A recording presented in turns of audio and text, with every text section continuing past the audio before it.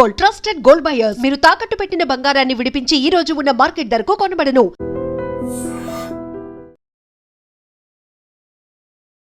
Kaleshwaram project విచారణకు సంబంధించి హైకోర్టులో మాజీ ముఖ్యమంత్రి బీఆర్ఎస్ అధినేత కేసీఆర్కి ఒక భారీ ఊరట జరిగిందని చెప్పాలి. మాజీ ముఖ్యమంత్రి కేసీఆర్తో పాటు మాజీ మంత్రి హరీష్ రావు, అలాగే ఐఏఎస్ అధికారులు స్మితా సబర్వాల్, ఇంకా కొంతమంది ఉన్నారు కదా, వాళ్ళందరికీ కూడా ఒక గొప్ప ఉపశమనం ఈ కేసులో కలిగిందని చెప్పాలి. ఎందుకంటే రేవంత్ రెడ్డి ప్రభుత్వం కాళేశ్వరం ప్రాజెక్టు భారీ అవకతవకలు జరిగాయి.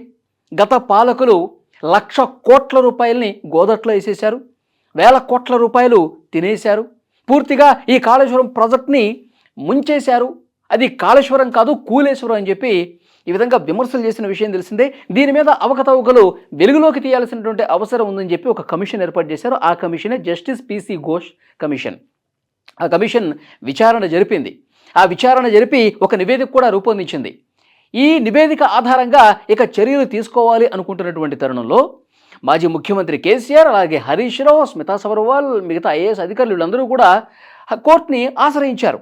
హైకోర్టును ఆశ్రయించి అసలు పూర్తిగా ఈ కమిషన్ నిబంధనలు పాటించలేదు, సరైనటువంటి వివరణ మా దగ్గర నుంచి తీసుకోకుండా లోపభూయిష్టంగా విచారణ చేసింది, దీనికి అసలు ఎలాంటి కూడా చట్టబద్ధత లేదు, దీని ఆధారంగా చర్యలు తీసుకునేటువంటి ఆ అవకాశాన్ని మీరు పూర్తిగా రద్దు చేసేయండి అని చెప్పి వాళ్ళు కోర్టును ఆశ్రయించారు.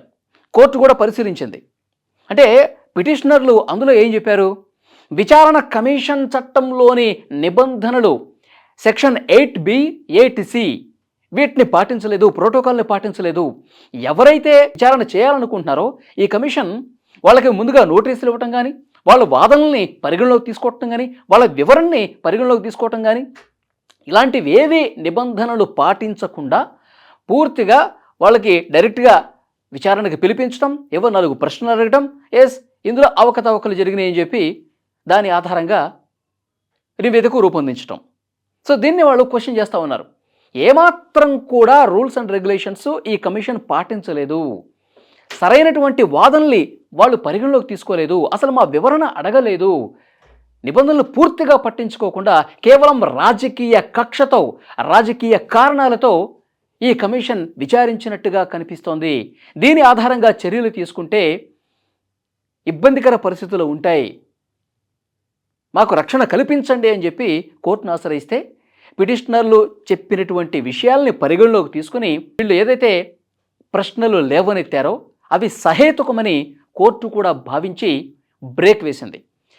ఈ పిసి ఘోష్ కమిషన్ నివేదిక ఆధారంగా తదుపరి ఎలాంటి చర్యలు, క్రిమినల్ చర్యలు తీసుకోవడానికి వీలు లేదని చెప్పి చాలా స్పష్టంగా తీర్పు ఇచ్చినటువంటి పరిస్థితి. రేవంత్ రెడ్డికి నిజంగా ఈ తీర్పు ఒక చెంపపెట్టు లాంటిదని చెప్పాల్సినటువంటి పరిస్థితి. ఎందుకంటే ఆయన ఎప్పుడైతే అధికారంలోకి వచ్చారో అప్పటి నుంచి కాళేశ్వరం మీద విమర్శలు చేస్తూనే ఉన్నారు. 2024 మార్చి 14వ తారీఖున ఈ జస్టిస్ పిసి ఘోష్ నేతృత్వంలో ఈ కమిషన్ విచారణ అనేది ప్రారంభమైంది. అప్పటి నుంచి కూడా కేసీఆర్ని కావచ్చు, హరీష్ రావుని కావచ్చు, ఈటెల రాజేందర్ గారిని కావచ్చు, ఇంకా చాలామందిని పిలిపించారు. విచారణ పేరుతో ఇక్కడ ఏదో భారీ ఎత్తున తప్పు జరిగిపోయింది, 1,000 కోట్లు దోచేశారు, ప్రజాధనాన్ని దుర్వినియోగం చేసేశారు, లోపభూయిష్టమైనటువంటి ప్రాజెక్టులు కట్టేశారు, ఈయనే ఒక ఇంజనీర్ లాగా మారిపోయాడు కేసీఆర్, ఇంత దద్దమ్మ ప్రభుత్వాన్ని, ప్రాజెక్టుల్ని ఇంత తేలిగ్గా తీసుకున్నటువంటి ప్రభుత్వాన్ని 1,000 కోట్ల రూపాయలు దోచేశారు, కాంట్రాక్టులు కట్టబెట్టి కాంట్రాక్టుల నుంచి మళ్ళీ కమిషన్లు తీసుకున్నటువంటి పరిస్థితి ఉంది అని చెప్పి ఇలా చాలా విమర్శలు చేశారు. మరి కోర్టు చాలా స్పష్టంగా ఒక తీర్పు ఇచ్చింది. అంటే ఈ కమిషన్ ఆధారంగా అసలు చర్యలే తీసుకోవద్దని చెప్పి చెప్పింది. మరి రేవంత్ రెడ్డి సర్కార్ ఇప్పుడు ఏం చేయబోతుంది అంటే మళ్ళీ మొదటి నుంచి విచారణ స్టార్ట్ చేస్తుందా? మళ్ళీ మొదటి నుంచి కేసీఆర్ గారికి నోటీసులు ఇవ్వటం, హరీష్ రావు గారికి నోటీసులు ఇవ్వటం, వాళ్ళ వివరణ తీసుకోవటం, వాళ్ళ వాదన తీసుకోవటం, అప్పుడు విచారణకు పిలవటం, మళ్ళీ ప్రశ్నలు అడగటం, మళ్ళీ ఆన్సర్లు చెప్పటం, మళ్ళీ మొదటికే వస్తుందా? లేదు అంటే కనుక సుప్రీంకోర్టుకి వెళ్తారా? పై కోర్టులకు వెళ్ళి ఈ హైకోర్టు ఏదైతే తీర్పు ఇచ్చిందో, తాత్కాలికంగా ఇదేదో బ్రేక్ వేసిందో, ఈ స్టేని ఎత్తేసే విధంగా మళ్ళీ సుప్రీంకోర్టుని ఏమైనా రిక్వెస్ట్ చేసుకుంటారా? సుప్రీంకోర్టు కూడా అదే చెప్తుంది. నిబంధనలు పాటించినప్పుడు విచారణ కమిషన్లో కొన్ని నిబంధనలు ఉంటాయి. ఏ విధంగా విచారణ చేయాలి, గత ప్రభుత్వ పెద్దల్ని ఏ విధంగా వాళ్ళ వివరణ తీసుకోవాలి, ఇవన్నీ కూడా చట్టంలో ఉన్నాయి, నిబంధనలు ఉన్నాయి. దాని అనుగుణంగా చేయాలి. కానీ ఇష్టారీతన చేసుకుంటే రాజకీయ కక్ష ఉంది కాబట్టి, రాజకీయంగా మన ప్రత్యర్థులు కాబట్టి, మన శత్రువులు కాబట్టి, ప్రజల్లో ఏదో రకంగా వాళ్ళ బురద జల్లే కార్యక్రమం చేస్తారనుకుంటే ఎవరు కూడా ఉపేక్షించే పరిస్థితి ఉండదు. ఈరోజు కోర్టు కూడా అదే చెప్పింది. మరి నిజంగా వాళ్ళు పై కోర్టులకు వెళ్తారా, లేకపోతే మళ్ళీ మొదటి నుంచి విచారణ చేస్తారా అన్నది కూడా తెలియాలి. మొన్ననే ఈ కాళేశ్వరం ప్రాజెక్టుకు సంబంధించి నేషనల్ డ్యామ్ సేఫ్టీ అథారిటీ కూడా క్లియర్గా రాష్ట్ర ప్రభుత్వానికి ఆదేశాలు ఇచ్చింది.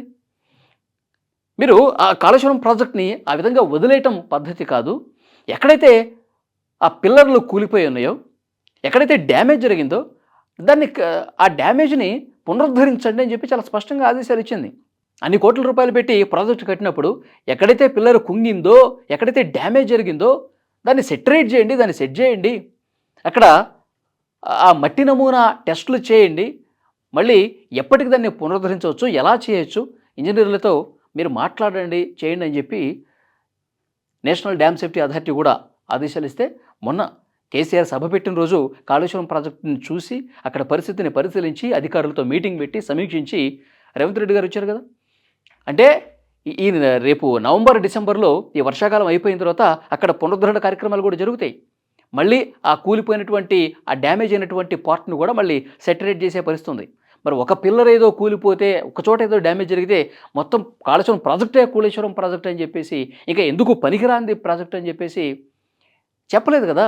నేషనల్ డ్యామ్ సేఫ్టీ అథారిటీ కూడా అది దాన్ని సెటరేట్ చేస్తే మళ్ళీ ప్రాజెక్టు వినియోగంలోకి వస్తుంది, లక్షలాది ఎకరాలకు సాగునీరు అందించే పరిస్థితి ఉంటుంది. కాబట్టి ఇక ఎందుకు పనికిరాని ప్రాజెక్ట్ అనేది కేవలం రాజకీయ ఉపన్యాసాలకే పరిమితం అవుతుంది. రాజకీయంగా 1,00,000 గొడవలు మీ రాజకీయ పార్టీలకి ఉండొచ్చేవి, కానీ దాన్ని అడ్డం పెట్టుకుని ప్రజలకు ఉపయోగపడే ప్రాజెక్ట్ని మీరు వినియోగంలోకి తీసుకురాకుండా ప్రజల్ని ఎంతో కాలం మోసం చేయలేరనేది కూడా బీఆర్ఎస్ పార్టీ నాయకులు ఇప్పుడు చెప్తూ ఉన్నారు. సో డెఫినెట్గా ఈ వీడియో మీద తప్పకుండా మీ అభిప్రాయాన్ని కూడా కామెంట్ రూపంలో తెలియజేయండి.